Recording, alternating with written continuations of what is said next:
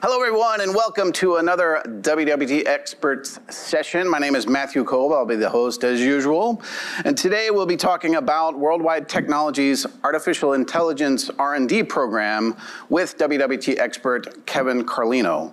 Kevin leads our AI R&D program, which has been in place here at Worldwide Technology for about 5 years now, so quite some time. And he also works on client engagements within our management consulting practice with clients across a number of different industries. Kevin's background contains a smart mix of both business and technology skills, and that's why he does such a great job leading our AI R&D program. Please welcome Kevin Carlino. Kevin, it's nice to see you. Thanks for joining us. Thanks for having me, Matthew. Excited to be here. Love talking about AI and R&D. Awesome. Well, look, tell us about Worldwide Technology's AI Research and Development Program. Like, what's it about? Yeah, so as you mentioned, we've been doing it for 5-6 years or so at this point. We're really looking to leverage our forward thinking in AI to better position Worldwide to become a transformational partner for our customers. At the end of the day, it's a cross-services, grassroots initiative, internally funded. We're looking to proactively develop solutions for problems that our customers are going to run into in the next couple of years. The whole intent here is that we want to make sure that we're gaining experiences and skills before our customers are bringing them to our attention. And this materializes in a number of different ways. This could be a product offering like our Aiden product that you may or may not hear about at some point in the near future. Could be a consulting service offering like MLOps. Could also materialize in internal libraries like what we've been developing for our AI ops solution as well. Well, so I know we've both mentioned it started about 5-6 years ago, but how and when did it start? Like, what was the genesis of the whole idea? Yeah, so the inception of the program predates me by about a year or so. We began in late 2017. It was just an ad hoc group of consultants, engineers, data scientists who came together after a few different customer engagements to try to do some kind of research and on topics that were interesting to them. But it was really geared towards specific client engagements that they were encountering at the time. This went on for about a year or so through most of 2018, where we published some white papers based on topics, et cetera, that are near and dear to the delivery teams engaged on particular customer engagements.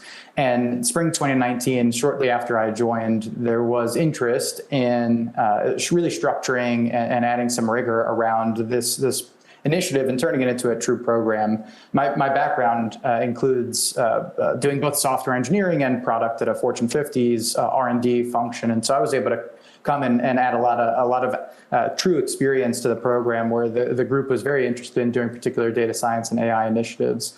So joined the team, helped to add structure and rigor, as I had mentioned. So we have a panel of experts who manage a backlog like a product manager would of potential future ideas. We have a rotational program to make sure that our internal science, consulting, engineering teams everybody gets to get equal hands-on with particular research that we're doing. And we have a rotational program as well to do logistics, administration, et cetera. Every other week, we manage a call, so a session, our AI R&D forum, where we have guest speakers, spotlights on the particular research that we're doing, and just fun and interesting topics for those that particularly join. Well, Kevin, I like what you're describing there, but it seems like at some level we probably could have just, read, followed other people on social channels, look for video content out there. Why are we doing this internally? At the end of the day, as I had mentioned, we're looking to really try to make this as proactive as possible. A lot of times in our day-to-days, customers bring us dilemmas, problems that they're running into, and we want to make it so that way we are, to borrow a quote from Wayne Gretzky, skating to where the puck is and not where it has been. And so we're trying to gain experiences for our data scientists, our engineers, our consultants, get them hands-on with data they might not have experienced otherwise, problems they may not have experienced otherwise. We're looking to build particular experiences for our practice. We're looking to generate thought leadership for Worldwide. At the end of the day, this is all about building credibility, gaining experiences, putting out content and material. A lot of times our projects end in white papers, more academic and scientific in nature, but white papers, demos, as I mentioned earlier, internal libraries that we can use for customer engagements. A lot of this is just investment in our internal practice and teams. So are there other organizations out there doing similar R&D work that you see? I mean, there are models that we looked at, or are we kind of alone in the way that we're approaching this?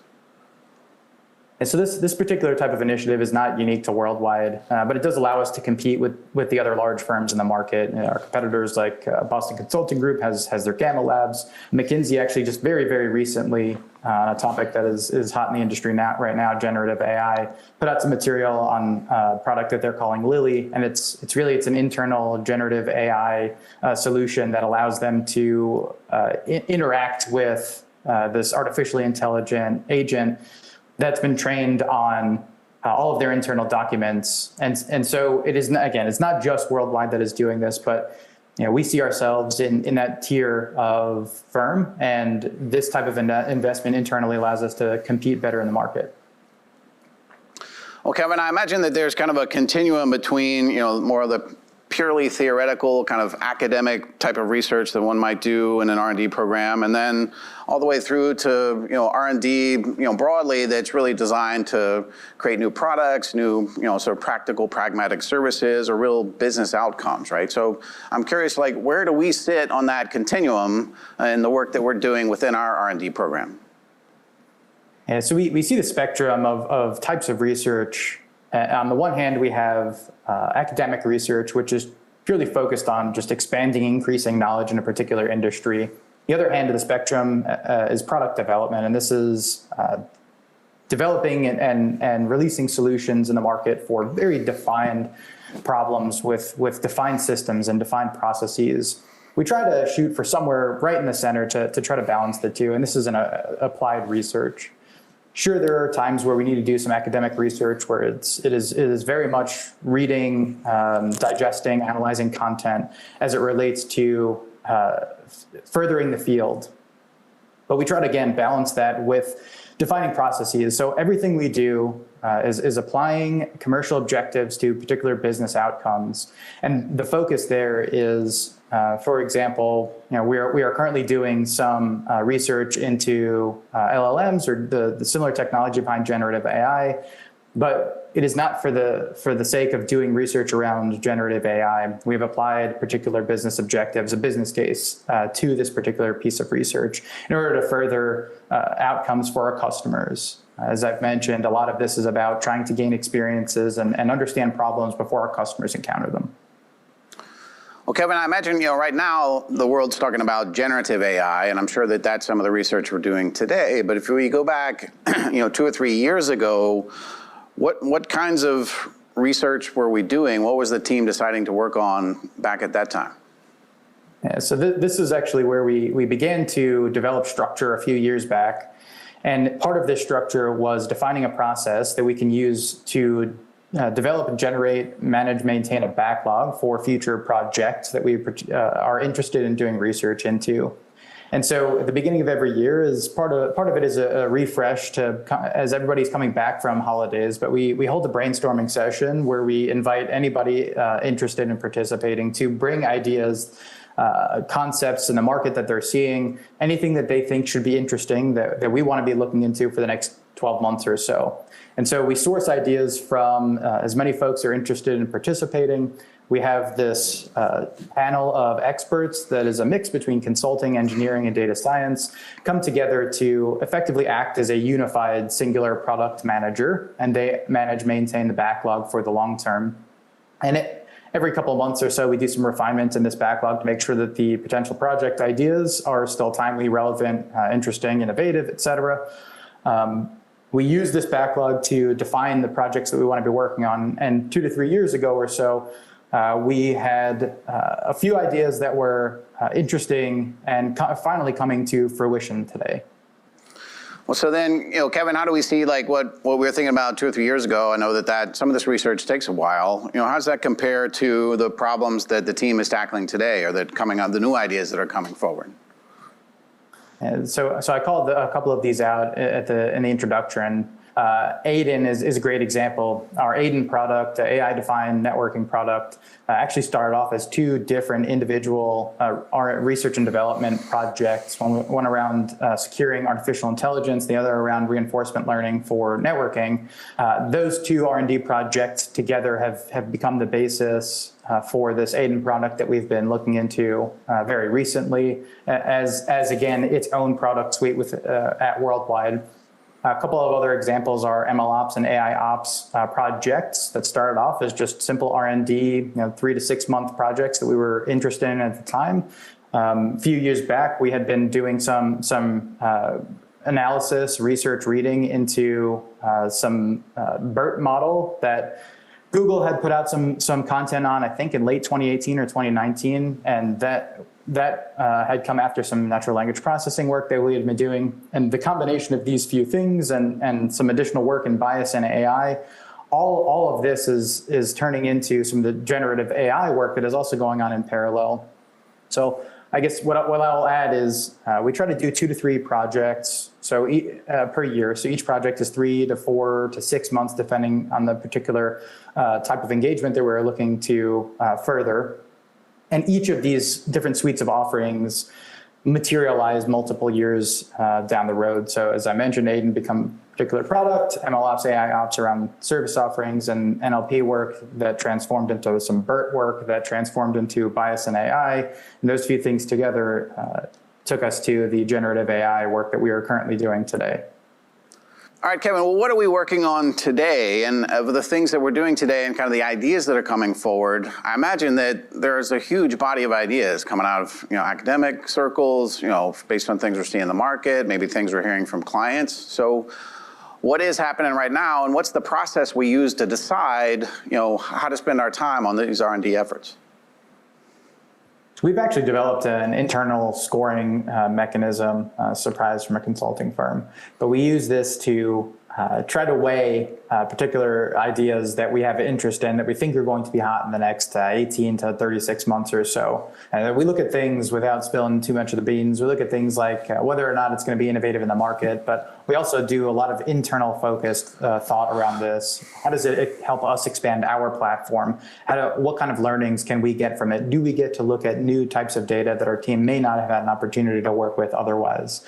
We take these and a few other particular metrics that we use. We weigh these, score particular ideas, we weigh them, and we use that to drive out whatever the next idea that we want to do some research into will be.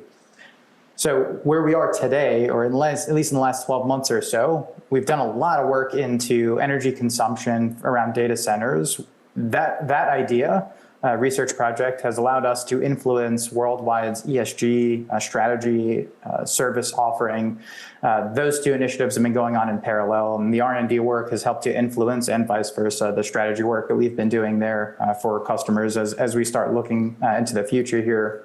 And another big topic that I've referenced a few times at this point is around generative AI. We're looking at LLMs, our particular type of technology that is very similar to generative AI, where we're looking at that in the healthcare space that we expect will have some material that gets published to wwt.com on this project as we look to wrap it up in the next couple of months.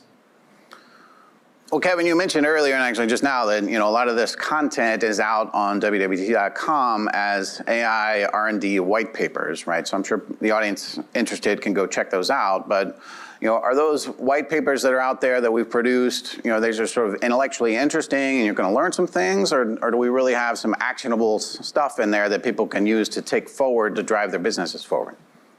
And so our white paper is, again, just one of the few outputs from these projects. Although predominantly every project ends in a white paper, we do try to put out some kind of demo or code sample, open source, something else we'd like to be doing more in the future. But our white papers, all of which are out on wwt.com in the WWT research section, we look to put out two different types. So one is a white paper that is more academic, scientific in nature. The other half of it includes business justification, information on case studies. So it's really the application component of this. So from an audience standpoint, we do try to hit on your typical C-suite business leaders, but also try to make these interesting to read if you're an architect, an engineer, a data scientist, an individual contributor, somebody who is hands-on in the code, looking at the data. Well, Kevin, I think it's awesome that WWT has had this AI R&D program out there for really 5 or 6 years now. I also imagine that there are organizations out in the market today who are thinking about, hey, we should probably start something like this. So, curious your point of view on if an organization was out there sort of thinking about how to start an AI R&D program, what would you tell them to do? How do they get started? What should they be thinking about? I've seen multiple different flavors of this in the past few years, honestly, where some organizations just go completely all in, huge investment, large teams. The opposite is very, very small, very meticulous. Typical answer, I think that the answer is here somewhere in between. Frankly, organizations can look to build small cross-functional teams, get the right resources, the right skill sets involved. An engineer, data scientist, business analyst, et cetera. You want to shoot for cross-functional, but you can do this with, again, very small, agile teams, simple agile cycles, a couple of ideas, throw a bunch of things out there, see what sticks. Get some information feedback from folks within your organization on things, ideas that you are currently researching, and only fund and push and further particular ideas that seem to kind of have some legs. A lot of this is just throwing 100 things at a wall and seeing what sticks. Well, Kevin, I think you're in a great position within this program and just in the market in general to give us a sense of where things are headed. I always like to ask our experts to peer into the future a little bit and look out 2 years, 5 years, and tell us, what are you seeing? What do you think's coming up? Whether with AI R&D research or just more broadly in the AI space.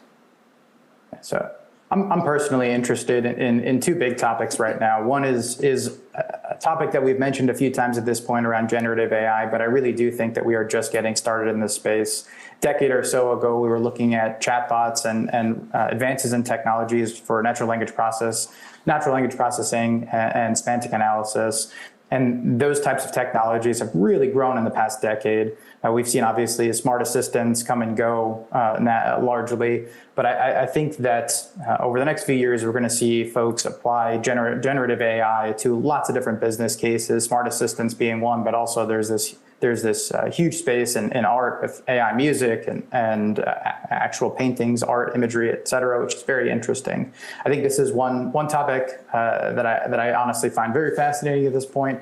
The second is less around AI, just technology in general, but Web3 and its impact on the metaverse, I think is going to be very interesting as we continue moving forward. Less interested in the particular cryptocurrency aspect of this, but very interested in aspects of how the technology can advance concepts within the metaverse, like gaming and open ecosystems, et cetera.